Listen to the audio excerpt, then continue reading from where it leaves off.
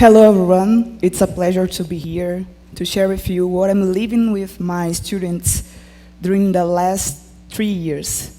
And I can tell you that they are not just my inspiration, but they are also my support. So thank you guys, this is for you. We will start talking about common sense. The first one is, education is the solution to our social problems. It's a common sense. I believe that you agree with this.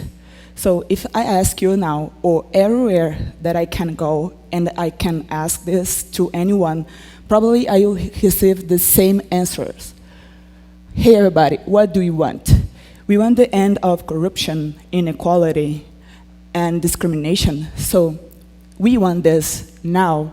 I don't know about you, but I can't live anymore in a world that has so many problems.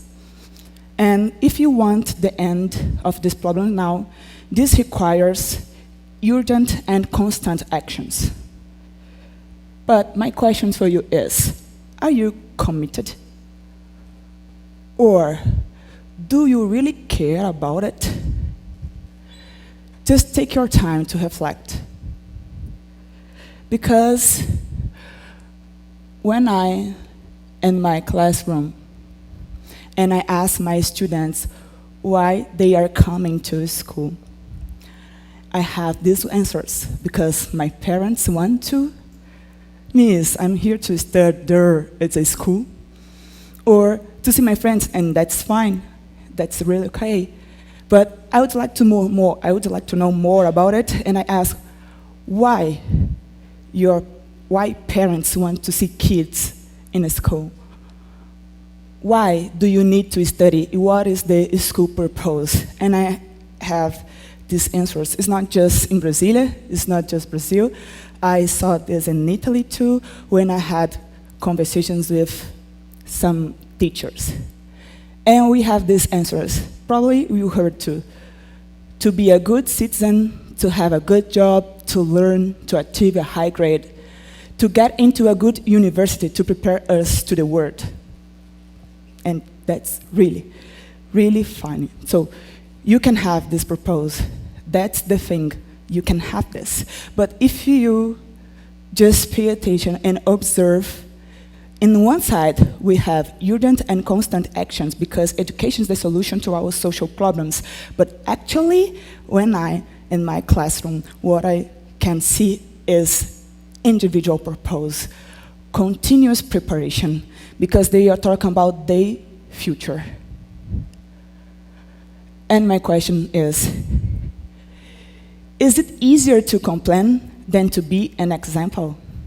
It's easy when you see a news and you say, oh, the government is not giving enough money to the education. We do not have good administrators. And about you, when you send your son or your daughter to school, or when we are in the classrooms, or you students.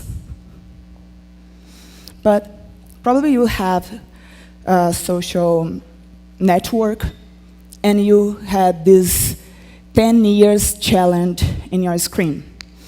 And when you see it, it's about war in Iraq, Libya, Yemen, and Syria. And if education is the solution, why do we have this kind of situation? In 10 years, we have this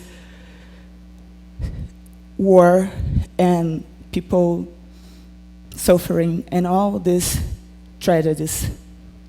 But it's not just in these countries.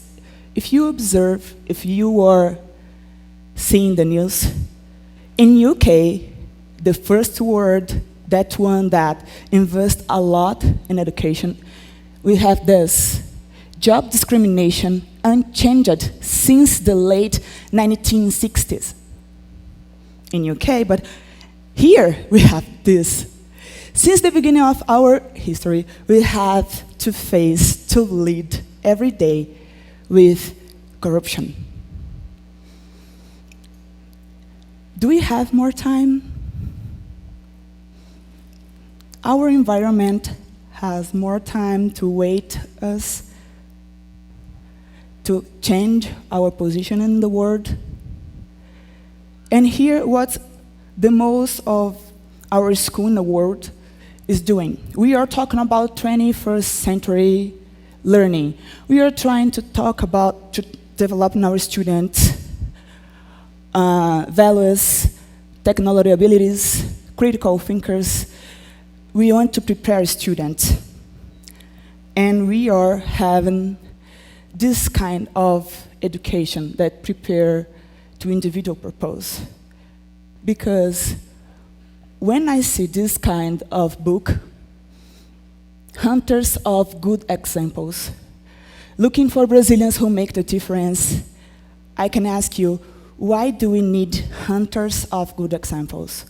Why it's so surprised when you see someone doing a good thing. So if someone just found $10 million in a place and he said, so I'll go and I'll give this again, so I'll give this to the owner.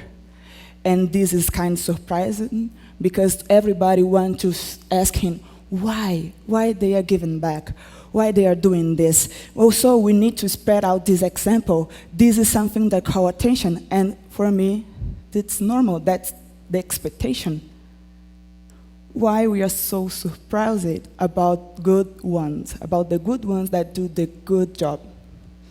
Because we inverted. It's normal to see problems, social problems. We need to change. Here, it's what I'm doing with my students. I'm using the specific knowledge.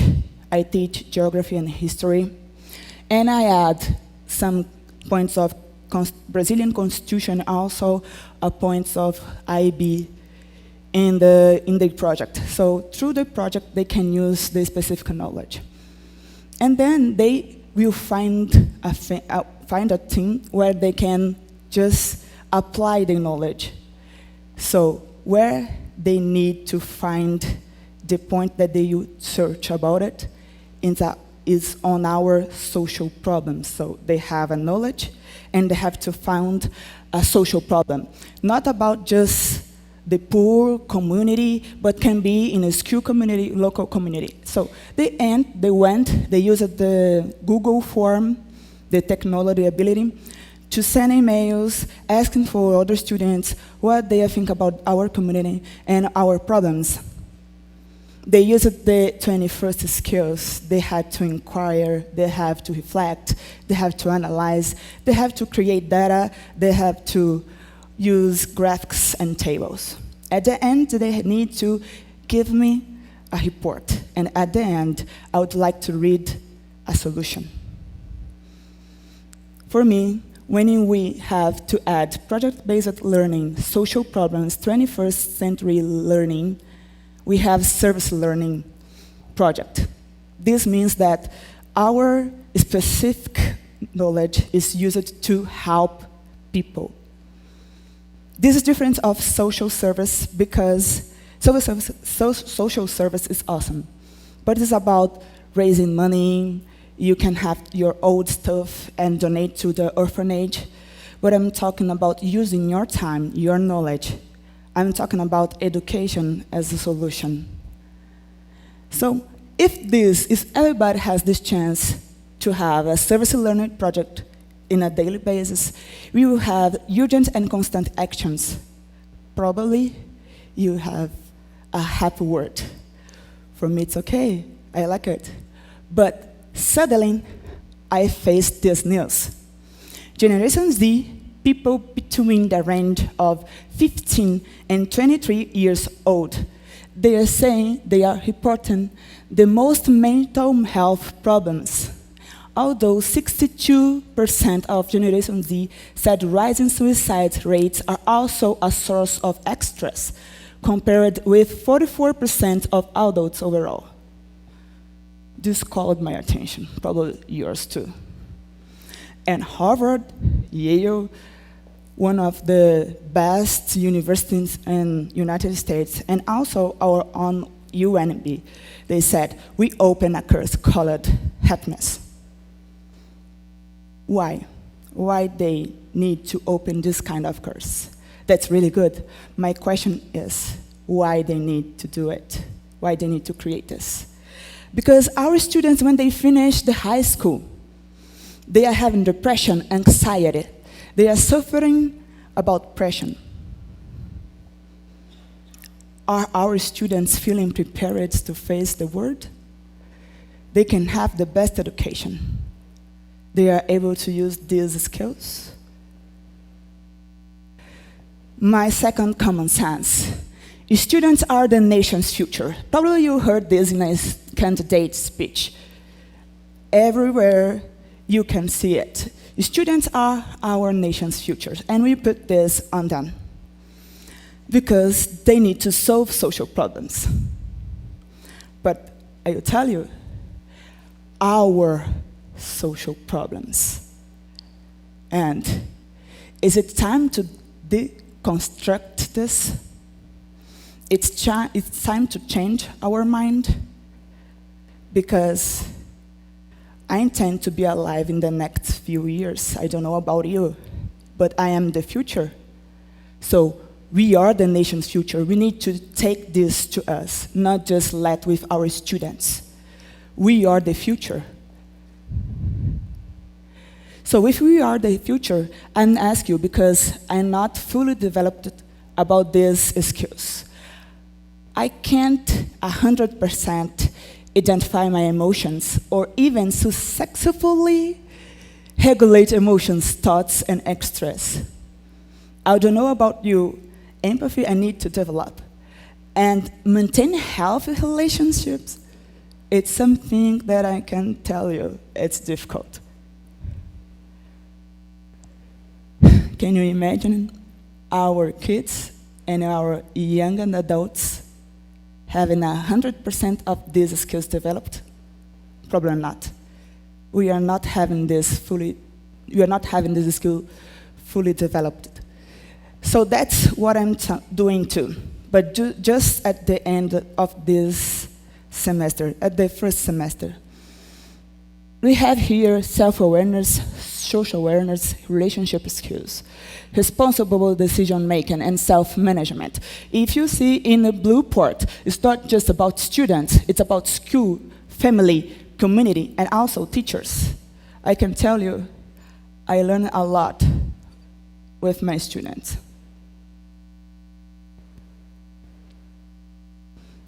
These are two examples that we can see this. The first one's called Rick Chester. He sells water in Copacabana, and he used the social media to spread out their knowledge, how the poor people can face the crisis, the economical crisis. They don't need to wait for the job. They need to create their own opportunities. This one is Santos. He was an can collector, and he used the money that he raised to pay his students. At the end, he created a project that he wants to help his community. His community is in Sertão, in the northwest of Brazil. And he is trying to offer to the community water, power, and internet for less than 900 reais per year. Can you imagine this? Water, energy, and internet for less than 900 reais. They want to help the society. They want to help the community, the poor community. And that's the point. The social and emotional learning, they don't have a time or someone to teach them how to lead with social and emotional skills, but they have to face this, to learn from their life. And they were able to face the inequality, racism, and all the difficulties that poor community has to face. So social and emotional learning plus service learning project, I can tell you, this can help us.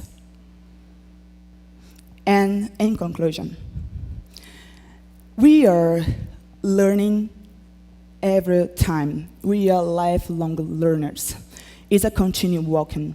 If you just developed a specific knowledge, just one leg, that's this one, you walk like me. But this is not something that you finish when you are in the senior year. You need to continue learning. You need to continue your life.